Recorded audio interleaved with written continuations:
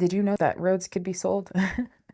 They can. Foreign companies now own a lot of US toll roads, and they're able to profit from rising tolls while the infrastructure crumbles. The Indiana Toll Road is a perfect example of this. So it's a vital link between Ohio and Illinois, but instead of keeping it in public hands, Governor Mitch Daniels leased it out for 75 years. 75 years, that's an entire lifetime. Daniels pushed this deal as part of his major moves infrastructure plan, selling it as a no-tax solution. What he didn't mention was that Goldman Sachs advised him to do the deal while secretly investing in the winning bidder, which was a private international link-up between two other foreign companies. The state was told that the road would only generate $1.92 billion over 75 years of public control. But the private investors knew better. They expected to make their $3.85 billion bid back in just 15 years. And then every toll collected after that was going to be pure profit, okay? I need you to pause for a second to think about that. The state figured that they would only make a little over $1 billion for this road. And so they sold it to this company who did their own assessment. We're like, hey, we're gonna bid $3 billion for this, but we're gonna get it back in 15 years. So everything else for the next 60 years is profit. Every toll collected after that 15 years,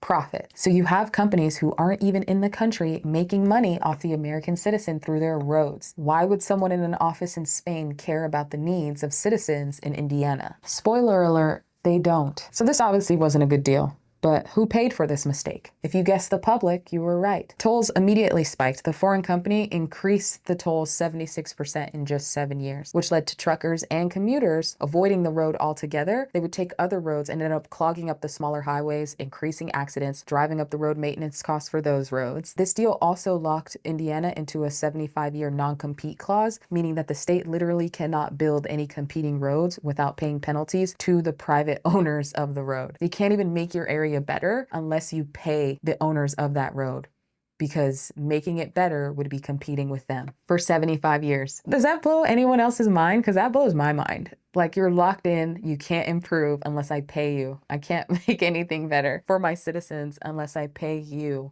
Private owner somewhere in Spain. Disaster struck, a major flood in 2008. The state had to pay the private company $447,000 just to waive evacuation toll. The privatized toll road wasn't just a bad deal, it was a complete loss of public control. They had to pay the private company money to waive the toll so that they could evacuate people. 8 years in, and the owners went bankrupt due to reckless speculation, aka gambling, which gave Indiana a chance to take the road back.